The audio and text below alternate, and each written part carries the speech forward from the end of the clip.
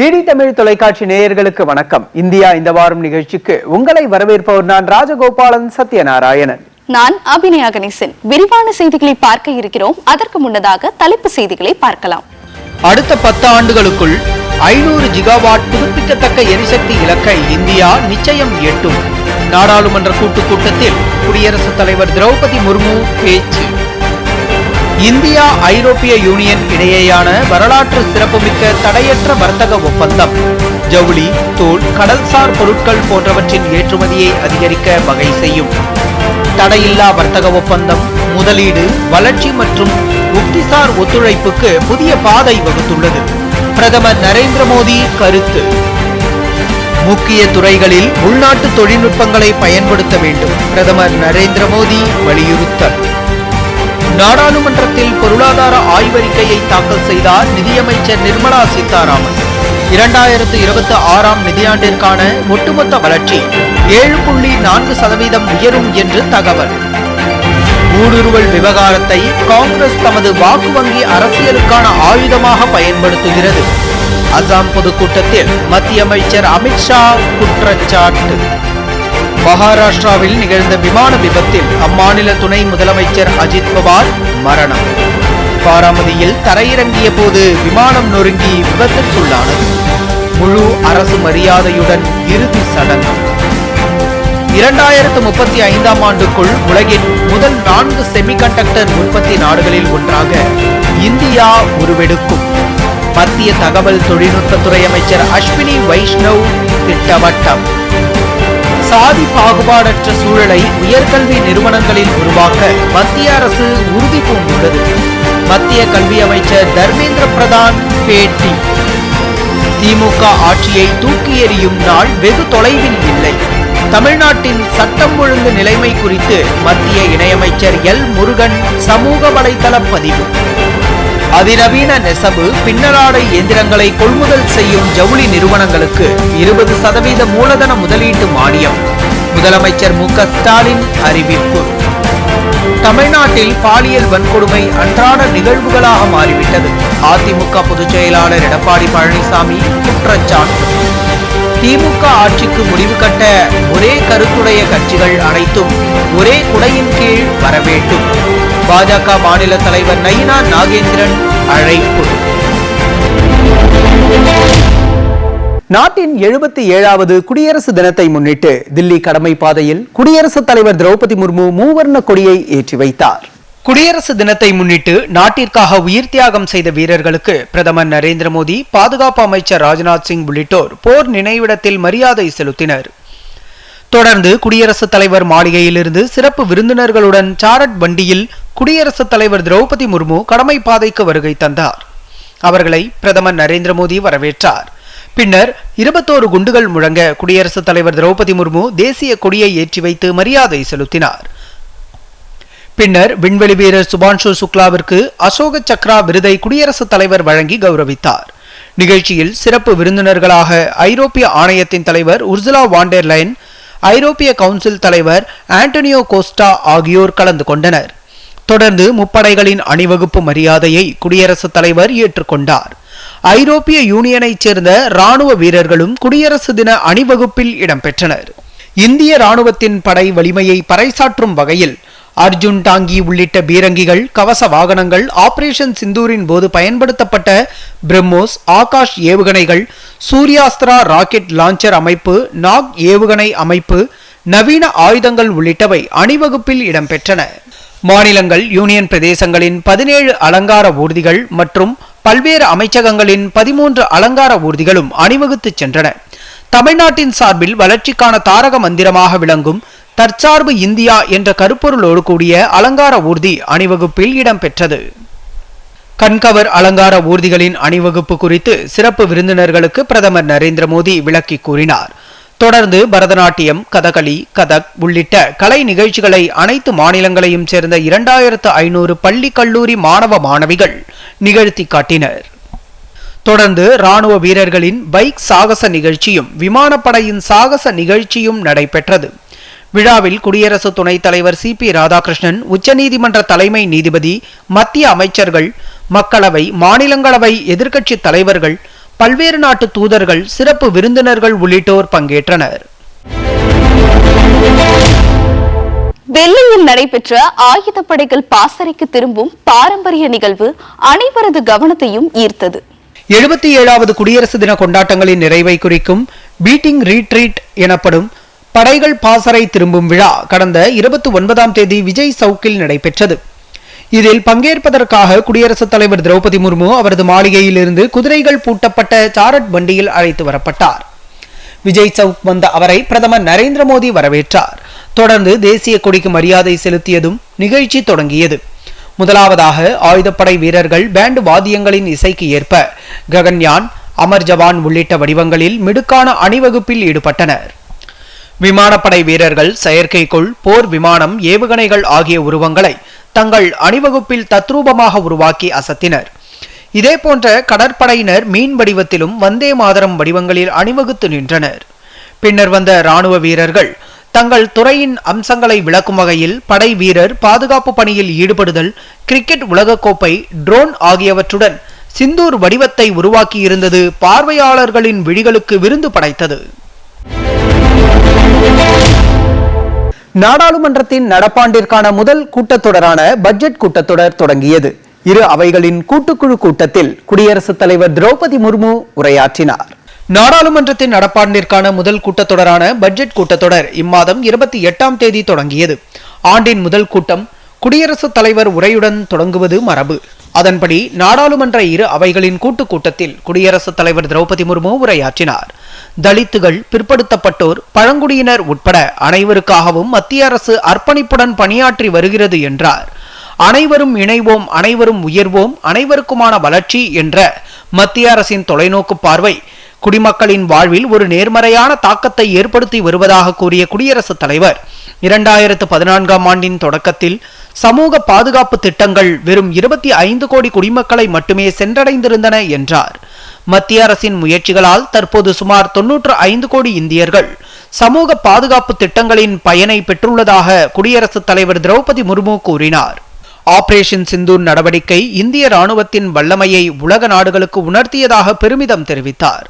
பாதுகாப்பு துறையில் தற்சார்புக்காக மத்திய அரசு மேற்கொண்டு வரும் முனைப்பான நடவடிக்கைகளால் பாதுகாப்பு தளவாட உற்பத்தியும் ஏற்றுமதியும் கணிசமாக அதிகரித்திருப்பதாகவும் குறிப்பிட்டார். ராணுவ தளவாட ஏற்றுமதி 23,000 கோடி ரூபாயை கடந்து சாதனை படைத்திருப்பதையும் சுட்டிக்காட்டினார். நக்சல் தீவிரவாதத்திற்கு எதிராக மத்திய அரசு தீவிர நடவடிக்கைகளை மேற்கொண்டு வருவதாகவும் மாநில அரசின் நக்சல் மறுவாழ்வு திட்டங்களால் நக்சலைட்டுகள் சரணடைவது தொடர்வதாகவும் தெரிவித்தார். கடந்த ஓராண்டில் மட்டும் 2000 நக்சலைட்டுகள் சரணடைந்திருப்பதாகவும் இதனால் லட்சக்கணக்கான மக்களின் வாழ்வில் அமைதியான சூழல் உருவாக்கப்பட்டிருப்பதாகவும் குறிப்பிட்டார். மத்திய அரசின் கொள்கைகளால் வேளாண் உற்பத்தியில் அதிவேக வளர்ச்சியை கண்டு வருவதாகவும் குறிப்பாக உணவு மற்றும் தோட்டக்கலை பயிர்கள் உற்பத்தியில் சாதனை படைக்கப்பட்டிருப்பதாகவும் தெரிவித்தார். விபிஜி ராம்ஜி திட்டம் ஊழலை கட்டுப்படுத்த உதவுவதோடு கிராமப்புறங்களின் மேம்பாடு மற்றும் வேலைவாய்ப்பு உறுதி செய்யும் எனவும் விவசாயிகள், கால்நடை விவசாயிகள் மற்றும் மீனவர்களுக்கு புதிய வசதிகளை ஏற்படுத்தி கொடுக்கும் என்றும் குடியரசுத் தலைவர் தமது உரையில் தெரிவித்தார். இதனைத் தொடர்ந்து பொருளாதார ஆய்வறிக்கை நாளை தாக்கல் செய்யப்பட உள்ளது. அடுத்த நிதியாண்டிற்கான மத்திய அரசின் பட்ஜெட்டை நிதியமைச்சர் நிர்மலா சீதாராமன் நாளை தாக்கல் செய்கிறார்.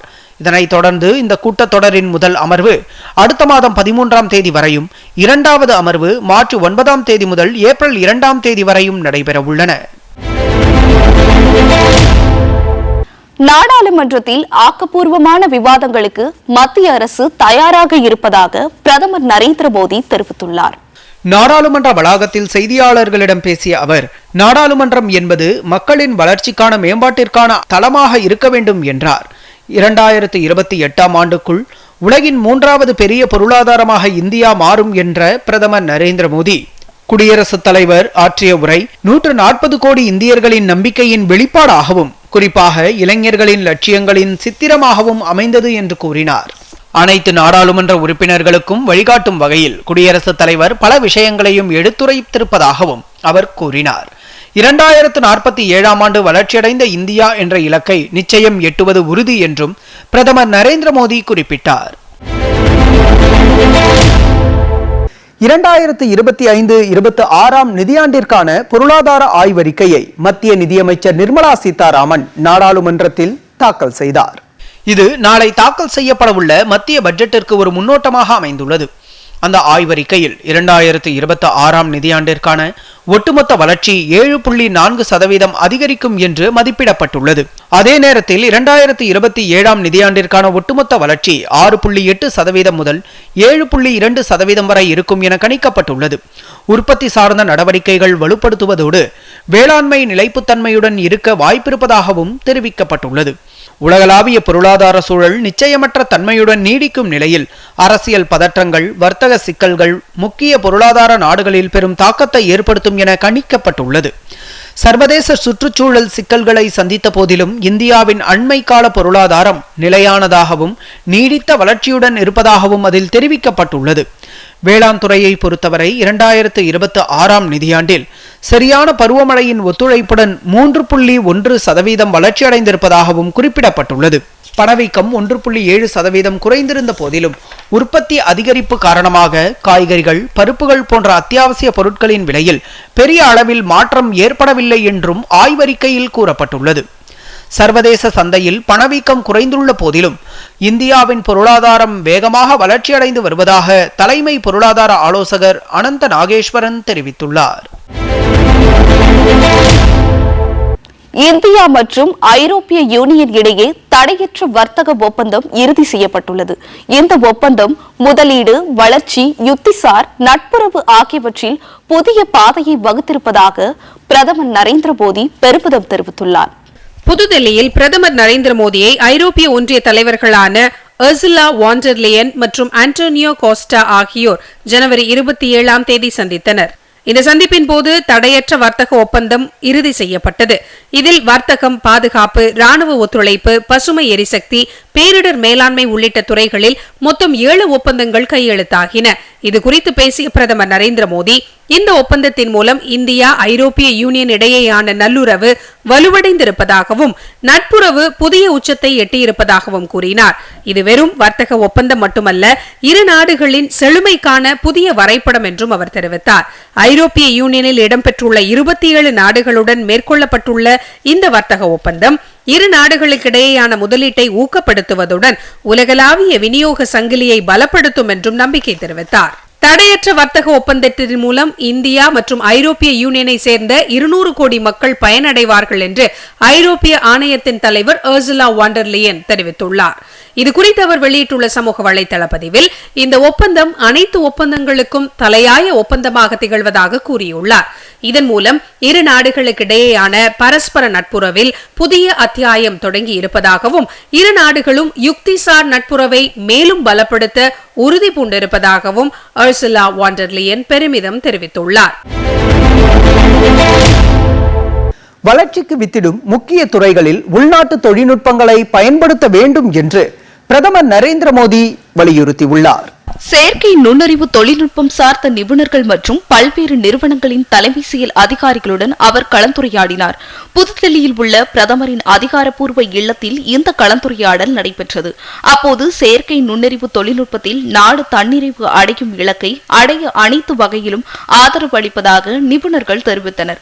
தேசத்தின் வளர்ச்சிக்கு வித்திடும் பல்வேறு துறைகளில் புதிய தொழில்நுட்பங்களை உருவாக்க வேண்டியது அவசியம் என வலியுறுத்திய பிரதமர், இதற்காக முக்கிய துறைகளில் உள்நாட்டு தொழில்நுட்பங்கள் பயன்படுத்த வேண்டும் எனவும் கேட்டுக் கொண்டார். யுபிஐ பரிமாற்றம் இந்தியாவின் தொழில்நுட்ப வல்லமையை உலகிற்கு பறைசாற்றியிருப்பதை போல் செயற்கை நுண்ணறிவு தொழில்நுட்பத்திலும் சாதிக்க வேண்டும் என்றும் வலியுறுத்தினார். ஊடுருவல் விவகாரத்தை காங்கிரஸ் தமது வாக்கு வங்கி அரசியலுக்கான ஆயுதமாக பயன்படுத்துவதாக பாஜக மூத்த தலைவரும் மத்திய உள்துறை அமைச்சருமான அமித்ஷா விமர்சித்துள்ளார். அஸ்ஸாம் மாநிலத்திற்கு பயணம் மேற்கொண்ட அவர் திப்ருகரில் நடைபெற்ற நிகழ்ச்சியில் 1715 கோடி ரூபாய் மதிப்பிலான நலத்திட்டங்களை தொடங்கி வைத்தார்.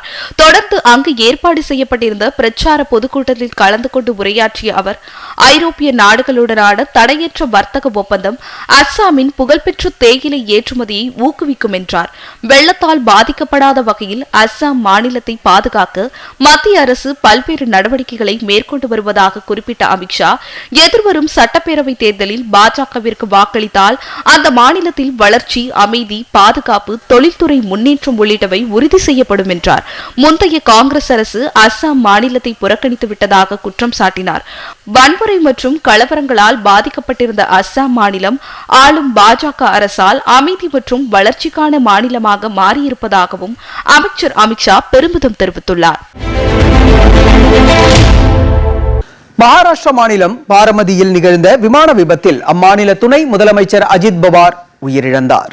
பாராமதியில் நடைபெறும் நிகழ்ச்சியில் பங்கேற்பதற்காக அவர் மும்பையில் இருந்து தனி விமானம் மூலம் பாராமதி நோக்கி சென்றார். இந்த விமானத்தில் துணை முதலமைச்சருடன் 2 பாதுகாவலர்கள், விமான ஊழியர்கள் 2 பேர் பயணம் செய்தனர். இந்த விமானம் பாராமதியில் தரையிறங்கும் போது தீப்பிடித்து எரிந்து கீழே விழுந்து விபத்துக்குள்ளானது. இந்த விமானத்தில் பயணம் செய்த அனைவரும் உயிரிழந்து விட்டதாக அதிகாரிகள் தெரிவித்தனர். இது தொடர்பாக குடியரசுத் தலைவர் வெளியிட்டுள்ள இரங்கல் செய்தியில், மகாராஷ்டிராவின் பாராமதியில் நடந்த விமான விபத்தில் அஜித் பவார் உட்பட பலர் இறந்த செய்தி மிகுந்த வருத்தத்தை அளிப்பதாக தெரிவித்துள்ளார். அஜித் பவாரின் அகால மரணம் ஈடு செய்ய முடியாத இழப்பு என்றும் அவர் கூறியுள்ளார். அஜித் பவாரின் உடல் முழு அரசு மரியாதையுடன் அவரது சொந்த ஊரான பாராமதியில் தகனம் செய்யப்பட்டது. அடித்தட்டு மக்களுடன் வலுவான தொடர்பை கொண்ட ஒரு மக்கள் தலைவராக அஜித் பவார் திகழ்ந்தார் என்று பிரதமர் நரேந்திர மோடி தெரிவித்துள்ளார். 2035ஆம் ஆண்டுக்குள் உலகின் முதல் 4 செமிகண்டக்டர் உற்பத்தி நாடுகளில் ஒன்றாக இந்தியா உருவெடுக்கும் என்று மத்திய மின்னணுவியல் மற்றும் தகவல் தொழில்நுட்பத்துறை அமைச்சர் அஸ்வினி வைஷ்ணவ் தெரிவித்துள்ளார். இது தொடர்பாக தில்லியில் செய்தியாளர்களிடம் பேசிய அவர், கணினி தொழில்நுட்பம், நெட்வொர்க்கிங், மின் மேலாண்மை, சென்சார்கள் மற்றும் மெமரி சிப்கள் உள்ளிட்ட அனைத்து முக்கிய துறைகளிலும் ஒரு விரிவான செமிகண்டக்டர் வடிவமைப்பு சூழலை உருவாக்குவதில் அரசு கவனம் செலுத்தி வருவதாக தெரிவித்தார். மேலும் எதிர்வரும் ஆண்டுகளில் மேம்பட்ட குறைக்கடத்தி திறன்களை உருவாக்குவதே இந்தியாவின் முக்கிய நோக்கம் என்று கூறிய அவர், 2029ஆம் ஆண்டுக்குள் ஒரு முக்கிய மைல்கல்லை நாடு எட்டும் என்று குறிப்பிட்டார். இந்தியாவின் உள்நாட்டு பயன்பாட்டுகளில் கிட்டத்தட்ட 70 முதல் 75% சேவைகளுக்கு தேவையான சிப்களை உள்நாட்டிலேயே வடிவமைத்து உற்பத்தி செய்யும் திறன் எட்டப்படும் என்றும் அமைச்சர் அஸ்வினி வைஷ்ணவ் உறுதியளித்தார். தில்லியில் வரும் 16ஆம் தேதி தொடங்கவுள்ள செயற்கை நுண்ணறிவு தொழில்நுட்ப மாநாட்டில் உலக நாடுகளைச் சேர்ந்த 100 நிறுவனங்களின் தலைமை செயல் அதிகாரிகள் பங்கேற்க உள்ளதாக மத்திய மின்னணுவியல் மற்றும் தொழில்நுட்பத்துறை அமைச்சர் அஸ்வினி வைஷ்ணவ் கூறியுள்ளார். டெல்லியில் செய்தியாளர்களிடம் பேசிய அவர், இந்த மாநாடு பிப்ரவரி 20ஆம் தேதி வரை நடைபெறவுள்ளதாகவும், இந்தியா சார்பில் நடத்தப்படும் செயற்கை நுண்ணறிவு தொழில்நுட்ப மாநாடு உலகின் மிகப்பெரிய உச்சி மாநாடாக இருக்கும் என்று தெரிவித்தார். உலகின் தெற்கு நாடுகளில் நடத்தப்படும் முதல் உலகளாவிய செயற்கை நுண்ணறிவு உச்சி மாநாடாக இது விளங்கும் என்றும் அஸ்வினி வைஷ்ணவ் குறிப்பிட்டார். நாடு முழுவதும் நடத்தப்பட்ட 18 ரோஜ்கர் வேலைவாய்ப்பு முகாம்கள் மூலம் 11,39,000 பேருக்கு பணி நியமன ஆணைகள் வழங்கப்பட்டிருப்பதாக மத்திய தொழிலாளர் மற்றும் வேலைவாய்ப்புத்துறை அமைச்சர் மன்சுக் மாண்டவியா தெரிவித்துள்ளார். மாநிலங்களவையில் இது தொடர்பாக எழுப்பப்பட்ட கேள்விக்கு பதிலளித்து பேசிய அவர், 2022ஆம் ஆண்டு ரோஜ்கர் வேலைவாய்ப்பு முகாமில் முதல் கட்டம் செயல்படுத்தப்பட்டதாக கூறினார். NCS எனப்படும் தேசிய தொழில் சேவை இணையதளம் வாயிலாக தனியார் மற்றும் அரசு துறைகளில் பணி நியமனங்கள் வழங்கப்படுவதாகவும், கடந்த 10 ஆண்டுகளில் இந்த இணையதளம் மூலம் 8 கோடி பேர் பதிவு செய்திருப்பதாகவும் மன்சுக் மாண்டவியா குறிப்பிட்டார். சாதி பாகுபாடற்ற சூழலை உயர்கல்வி நிறுவனங்களில் உருவாக்க அரசு உறுதி பூண்டிருப்பதாக மத்திய கல்வி அமைச்சர் தர்மேந்திர பிரதான் தெரிவித்துள்ளார். ராஜஸ்தானில் செய்தியாளர்களிடம் பேசிய அவர், புதிதாக உருவாக்கப்பட்டுள்ள பல்கலைக்கழக மானியக் குழுவின் வழிகாட்டு நெறிமுறைகள் சாதி பாகுபாடற்ற சூழலை உருவாக்க உதவும் என்றார். மேலும் சாதி ரீதியிலான பாகுபாடற்ற சூழலை உருவாக்க வேண்டியது மத்திய மாநில அரசுகள் மற்றும் பல்கலைக்கழக மானியக் குழுவின் பொறுப்பு என்றும் அமைச்சர் தர்மேந்திர பிரதான் தெரிவித்தார். அந்தமான் மற்றும் நிக்கோபார் தீவுகளில் உள்ள மாயாபந்தரில் ஒரு நவீன மற்றும் ஒருங்கிணைந்த மீன்பிடி துறைமுகத்தை மேம்படுத்துவதற்காக 200 கோடி ரூபாய் திட்டத்திற்கு மத்திய அரசு ஒப்புதல் அளித்துள்ளது. இந்த திட்டத்திற்கு பிரதமர் மத்ஸ்ய சம்பதா யோஜனாவின் கீழ் மத்திய அரசால் முழுமையாக நிதியளிக்கப்படும். இந்த துறைமுகம் 430 மீன்பிடி படகுகளுக்கு பாதுகாப்பான வசதிகளை வழங்கும் மற்றும் ஆண்டுதோறும் சுமார் 10,000 டன் மீன்களை கையாளும். இது நிலையான மீன்பிடி, சிறந்த மீன் கையாளுதல், மேம்படுத்தப்பட்ட பாதுகாப்பு மற்றும் டிஜிட்டல் கண்காணிப்பு ஆகியவற்றை ஊக்குவிப்பதுடன் வேலைவாய்ப்பை உருவாக்கி மீனவர்களின் வருமானத்தையும் அதிகரிக்கும். இந்த திட்டம் தீவுகளின் மீன்வள திறனை வெளிக்கொணர உதவும் என்றும் 2030-31 ஆண்டுக்குள் 1 லட்சம் கோடி ரூபாய் கடல் உணவு பொருட்களை ஏற்றுமதி செய்வதற்கான இந்தியாவின் இலக்கை அடைய ஆதரவளிக்கும் என்றும் மத்திய அரசு தெரிவித்துள்ளது. இந்தியாவை உலகளாவிய விமான போக்குவரத்து மையமாக மாற்ற மத்திய அரசு இலக்கு நிர்ணயித்துள்ளதாக விமான போக்குவரத்து துறை அமைச்சர் ராம்மோகன் நாயுடு தெரிவித்துள்ளார். ஹைதராபாத்தில் நடைபெற்ற விங்ஸ் இந்தியா 2026 உச்சி மாநாட்டில் உரையாற்றிய அமைச்சர் ராம்மோகன் நாயுடு நாட்டின் விண்வெளித்துறைக்கான தொலைநோக்கு பார்வையை முன்வைத்தார். விமான வடிவமைப்பு, உற்பத்தி, நிதி மற்றும் பராமரிப்பு ஆகிய அனைத்து துறைகளிலும் இந்தியாவை ஒரு விரிவான உலகளாவிய மையமாக மாற்றுவதற்கு அரசு உறுதியுடன் இருப்பதாக அவர் தெரிவித்தார். மத்திய அரசின் உதான் திட்டத்தின் மூலம் இதுவரை கிட்டத்தட்ட 100 விமான நிலையங்கள் செயல்பாட்டுக்கு கொண்டுவரப்பட்டு அதன் மூலம் மில்லியன் கணக்கான பயணிகள் பயனடைந்துள்ளதாக தெரிவித்தார். மேலும் அடுத்த 3 ஆண்டுக்குள் 120 புதிய இடங்களை இணைத்து 4 கோடி பயணிகளுக்கு சேவை வழங்க இலக்கு நிர்ணயிக்கப்பட்டுள்ளதாகவும் ராம்மோகன் நாயுடு குறிப்பிட்டார். பிரதமரின் நகர்ப்புற வீட்டு வசதி திட்டத்தின் மூலம் 1,64,00,000 வீடுகள் கட்ட ஒப்புதல் அளிக்கப்பட்டிருப்பதாக மத்திய வீட்டு வசதி மற்றும் நகர்ப்புற மேம்பாட்டுத்துறை இணையமைச்சர் டோகான் சாஹூ தெரிவித்தார். மக்களவையில் இது தொடர்பாக எழுப்பப்பட்ட கேள்விக்கு பதிலளித்து பேசிய அவர், ஒப்புதல் அளிக்கப்பட்ட வீடுகளில் 98 லட்சத்திற்கும் மேற்பட்ட வீடுகள் கட்டி முடிக்கப்பட்டு பயனாளிகளிடம் ஒப்படைக்கப்பட்டதாக கூறினார். இந்த திட்டத்தின் கீழ் 1 கோடி மக்கள் 2 லட்சம் கோடி ரூபாய் மத்திய அரசின் நிதியுதவியை பெற்று பயனடைந்திருப்பதாகவும் குறிப்பிட்டார். திமுக ஆட்சியை தூக்கி எறியும் நாள் வெகு தொலைவில் இல்லை என்று மத்திய தகவல் ஒலிபரப்புத்துறை இணையமைச்சர் எல் முருகன் விமர்சித்துள்ளார். இது தொடர்பாக அவர் வெளியிட்டுள்ள சமூக வலைதள பதிவில், சென்னை நந்தனம் அரசு கலைக்கல்லூரியில் பணியாற்றிய பெண் கூட்டுப்பாலியல் வன்கொடுமைக்கு ஆளாக்கப்பட்ட சம்பவம் பெரும் அதிர்ச்சியை ஏற்படுத்தியுள்ளதாக கூறியுள்ளார். தமிழகத்தில் கொடூர கொலைகளும் பாலியல் வன்கொடுமைகளும் நடைபெறாத நாளே இல்லை என்று சொல்லும் அளவிற்கு சட்டம் ஒழுங்கு சந்தி சிரிப்பதாக அவர் குறிப்பிட்டுள்ளார். பெண்களுக்கும் குழந்தைகளுக்கும் எதிரான குற்றங்கள் நாளுக்கு நாள் அதிகரித்து வருவதாகவும் இவற்றை தடுத்து நிறுத்த திராணியில்லாத அரசாக திமுக அரசு தவிப்பதாகவும் கூறியுள்ளார். தமிழ்நாட்டில் திமுக ஆட்சியால் ஏற்பட்ட சீரழிவுகளுக்கு பதிலளிக்க மக்கள் தயாராகிவிட்டதாகவும் எதிர்வரும் சட்டப்பேரவை தேர்தலில் சரியான பாடம் புகட்டுவார்கள் என்றும் திமுக ஆட்சியை வீட்டுக்கு அனுப்பும் நேரம் நெருங்கிவிட்டதாகவும் இணையமைச்சர் எல் முருகன் தெரிவித்துள்ளார். தமிழ்நாட்டில் பெண்களுக்கும் புலம்பெயர்ந்தவர்களுக்கும் பாதுகாப்பற்ற சூழல் நிலவுவதாக மத்திய தகவல் மற்றும் ஒலிபரப்புத்துறை இணையமைச்சர் எல் முருகன் குற்றம் சாட்டியுள்ளார். சென்னையில் பாஜக சார்பில் அனைத்து மாவட்டங்களுக்குமான பிரச்சார வாகன சேவை தொடக்க விழா நடைபெற்றது. அக்கட்சியின் மாநில தலைவர் நைனா நாகேந்திரன் தலைமையில் நடைபெற்ற இந்த நிகழ்ச்சியில் மூத்த தலைவரும் மத்திய இணையமைச்சருமான எல் முருகன் கலந்து கொண்டு பிரச்சார வாகன சேவையை கொடியசைத்து தொடங்கி வைத்தார். பின்னர் செய்தியாளர்களிடம் பேசிய இணையமைச்சர் எல் முருகன், திமுக அளித்த வாக்குறுதிகளை கடந்த 5 ஆண்டுகளில் நிறைவேற்றவில்லை என குற்றம் சாட்டினார். மாநிலத்தின் சட்டம் ஒழுங்கு நிலைமை மிகவும் மோசமாக இருப்பதாக குறிப்பிட்ட அவர், முன்னெப்போதும் இல்லாத வகையில் குற்றங்கள் அதிகரித்து வருவதாகவும் கூறினார். திமுக அரசை வீட்டிற்கு அனுப்ப வேண்டும் என்பதை முன்னிறுத்தியே தேசிய ஜனநாயக கூட்டணியின் பிரச்சாரம் இருக்கும் என்றும் கூறினார்.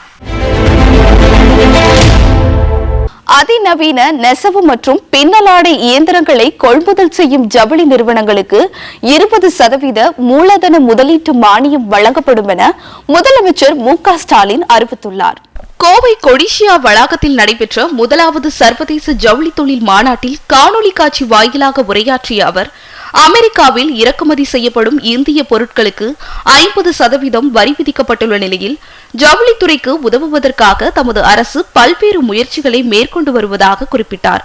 முன்னதாக பிராட்வேயில் 822 கோடியே 70 லட்சம் ரூபாய் செலவில் அனைத்து உட்கட்டமைப்பு வசதிகளுடன் புதிதாக கட்டப்பட்டுள்ள பல்நோக்கு ஒருங்கிணைந்த போக்குவரத்து பேருந்து நிலையம் மற்றும் குரலகம் கட்டடம் கட்டும் பணிகளுக்கு முதலமைச்சர் மு.க. ஸ்டாலின் அடிக்கல் நாட்டினார். தமிழ்நாட்டில் பாலியல் வன்கொடுமை அன்றாட நிகழ்வுகளாக மாறிவிட்டதாக அதிமுக பொதுச் செயலாளர் எடப்பாடி பழனிசாமி குற்றம் சாட்டியுள்ளார். சேலம் மாவட்டம் ஓமலூரில் செய்தியாளர்களிடம் பேசிய அவர், மாநிலத்தில் சட்டம் ஒழுங்கு அடியோடு சீர்கெட்டு விட்டதாகவும் எல்லா இடங்களிலும் கொலை, கொள்ளை, வழிப்பறி, பாலியல் வன்கொடுமை ஆகியவை அதிகரித்துள்ளதாகவும் கூறினார். திமுக ஆட்சியில் எல்லா துறைகளிலும் ஊழல் மலிந்திருப்பதாகவும் எடப்பாடி பழனிசாமி விமர்சித்தார். திமுக ஆட்சிக்கு முடிவு கட்ட ஒரே கருத்துடைய கட்சிகள் அனைத்தும் ஒரே குடையின் கீழ் வர வேண்டும் என பாஜக மாநில தலைவர் நயினார் நாகேந்திரன் அழைப்பு விடுத்துள்ளார். நெல்லையில் செய்தியாளர்களிடம் பேசிய அவர், சட்டப்பேரவை தேர்தலில் வெற்றி பெற்று தமிழ்நாட்டில் தேசிய ஜனநாயக கூட்டணி நிச்சயம் ஆட்சி அமைக்கும் என்றார். திமுக ஆட்சியை அகற்ற வேண்டும் என்ற ஒற்றை எண்ணத்தில் இருக்கும் அனைத்து கட்சிகளும் ஒன்றிணைய வேண்டியது அவசியம் என்றும் நயினார் நாகேந்திரன் வலியுறுத்தினார். ஜனநாயகன் வழக்கை மீண்டும் தனி நீதிபதி விசாரிக்க வேண்டும் என சென்னை உயர்நீதிமன்றம் தீர்ப்பளித்துள்ளது. இது தொடர்பாக இந்த வழக்கில் உச்சநீதிமன்ற தலைமை நீதிபதி அமர்வு அளித்துள்ள உத்தரவில், ஜனநாயகன் படத்திற்கு தணிக்கை சான்று வழங்க உத்தரவிட்ட தனி நீதிபதியின் உத்தரவு ரத்து செய்யப்பட்டுள்ளது.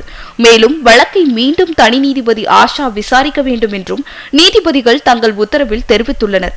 முன்னதாக பொங்கல் வெளியீடாக திரைக்கு வரவிருந்த ஜனநாயகன் படத்திற்கு சான்று வழங்க மறுத்த தணிக்கை வாரியம் மறு ஆய்வு செய்ய பரிந்துரைத்தது.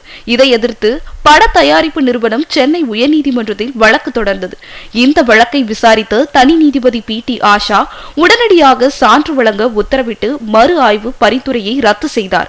தனி நீதிபதியின் உத்தரவை எதிர்த்து உடனடியாக மேல்முறையீடு செய்த தணிக்கை வாரியம் தனி நீதிபதியின் உத்தரவுக்கு இடைக்கால தடையை பெற்றது. இந்த நிலையில் கடந்த 20ஆம் தேதி தலைமை நீதிபதி அமர்வில் நடைபெற்ற விசாரணையில் தேதி குறிப்பிடாமல் தரப்பு ஒத்திவைக்கப்பட்டது. இந்நிலையில் இந்த வழக்கில் சென்னை உயர்நீதிமன்றம் இவ்வாறு தீர்ப்பளித்துள்ளது. இந்தியா மற்றும் ஐரோப்பிய ஒன்றியத்திற்கு இடையே தடையற்ற வர்த்தக ஒப்பந்தம் எட்டப்பட்டுள்ளது. இதனால் ஏற்பட போகும் நன்மைகள் என்ன? இந்த ஒப்பந்தத்தில் முக்கிய அம்சங்கள் என்ன? பார்க்கலாம். என்ன தெரிஞ்சுக்க போறோம் செய்தி தொகுப்பில்.